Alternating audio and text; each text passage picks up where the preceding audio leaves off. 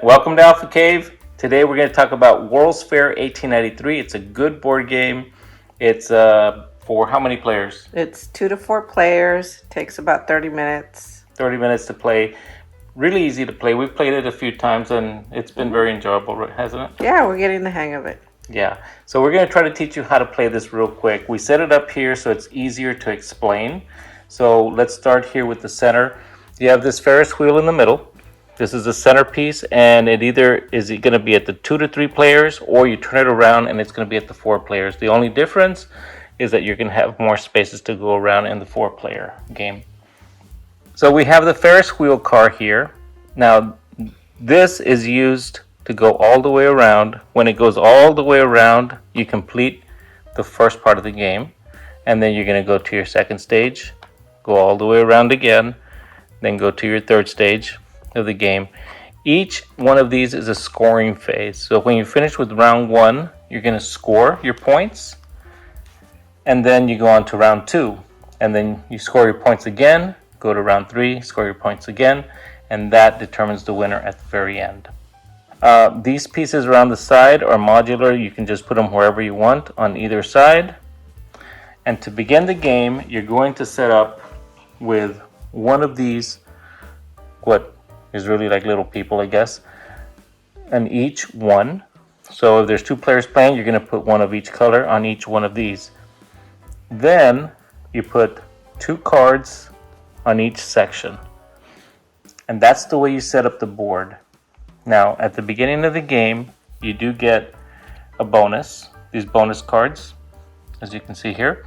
And these bonus cards are just to tell you to do a little something extra for each person. On a person's turn, what's the first thing that you do? So the first round when you're gonna start the game, you're gonna get one of your little cubes, and then you're gonna choose where you want to put it depending on the cards available. Any of these sections?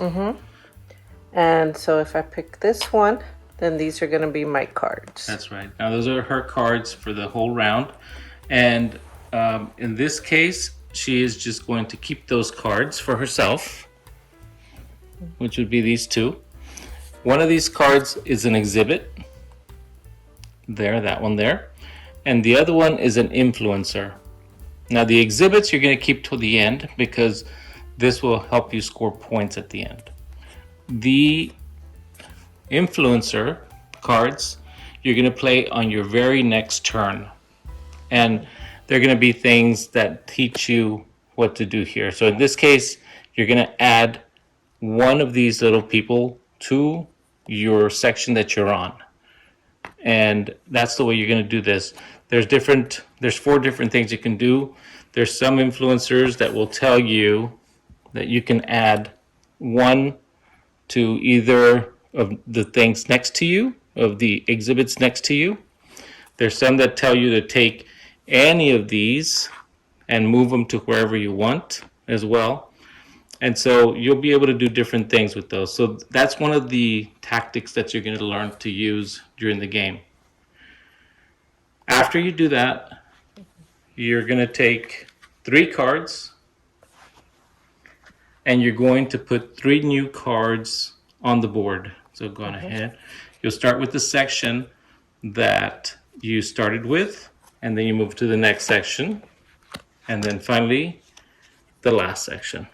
Now, can you tell me about these sections here that we have, how many cards you can put there? Okay, so this has 4. You can have up to 4 cards. This has 3.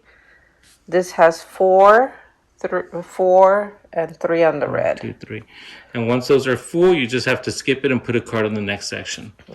And the Ferris wheel cart does not move because I didn't have one of these midway cards. So say the next turn, say I go, and I'm going to take, say for instance, I have another white token, and I put it here because I want 2 of these midway cards. These are actually tickets, and these midway tickets allow you to move the Ferris wheel cart 1 space for each one that you have. And these you keep till the end of the round, because at the end, depending how many you have, 1, you're going to get a bonus if you have the most, and 2, you will go on ahead and score points for as many as you have. And the points, of course, are just little tokens that you have.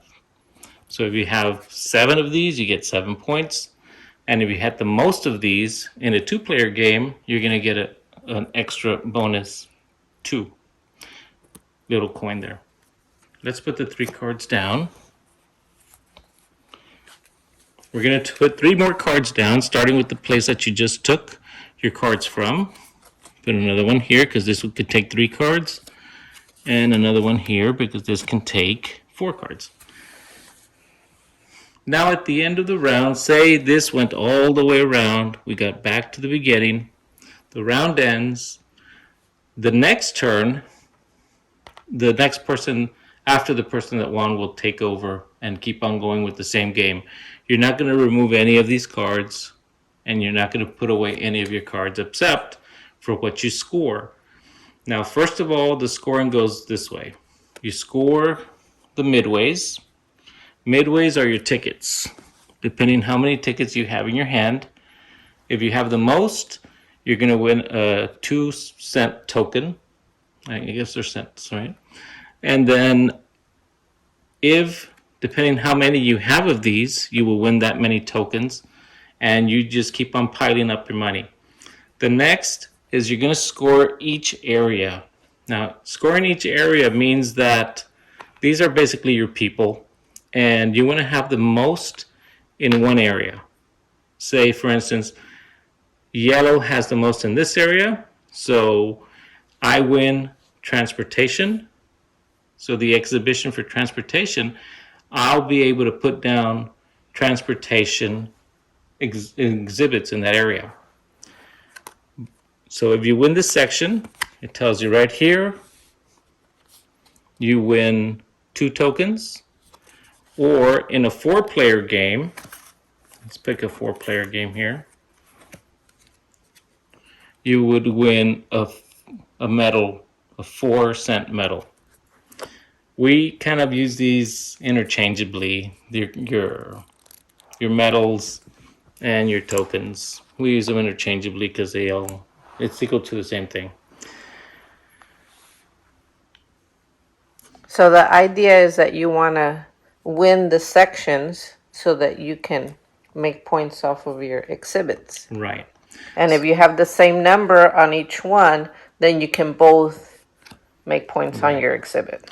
Now, you're going to see here on the scoring the areas, of course, you see, first of all, that you win your medal, and then you have 3 check marks in a box. And 3 check marks means that 3 of your exhibits can be placed in that area or expose. You're going to win money for that, and you're going to be able to do that. So say, for instance, I had most of these there, and I had these 2 cards in my hand, and say I only had 2, well, I could get 3 approved, but I only have 2, so that means I'm going to approve 2 of these exhibits. Once you get the approval of 2, this is what you get. Instead of your cards, you're going to have these little tokens.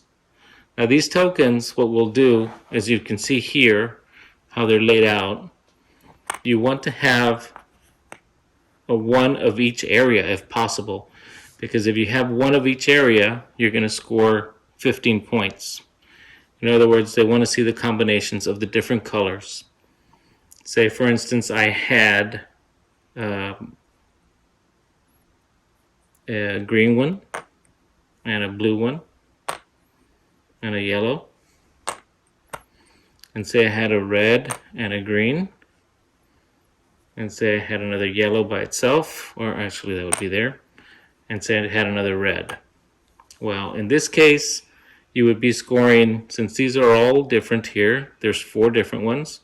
1, 2, 3, 4. You get 10 points for all of these. For these 3, you would get 6 points. And for these solo ones, you only get 1 point. So you basically don't want to win just one area. You want to win multiple areas in every turn of this Ferris wheel. So where strategy comes into play in this game is when you're using these cards here, and you use them on your next turn after you pick them up, is, for instance, in this case, you move one of yours either way, But in this case, where you have arrows like this, you can actually move, as this tells you here, move any supporter to any other area. So basically you can take either one of yours or one of another player's and move it someplace else. And that's where strategy really comes into play, when you can start adding more to a certain area or make somebody else lose in a specific area so you can win that area there. So it takes a little bit of thinking power to try to figure out what's the best move. When you play it the first time, I think even when we played it the first time, we just played it. Yeah. The second time around, we started figuring it out a little bit more. And I think you'll enjoy it. It's a very fun game. We played it a few times. We really enjoyed it. And would you recommend it to play? Yes, I would. Yeah, me too. We liked it very much. Hopefully you will too. Thanks for joining us here at Alpha Cave, and we will talk to you later. Like and subscribe.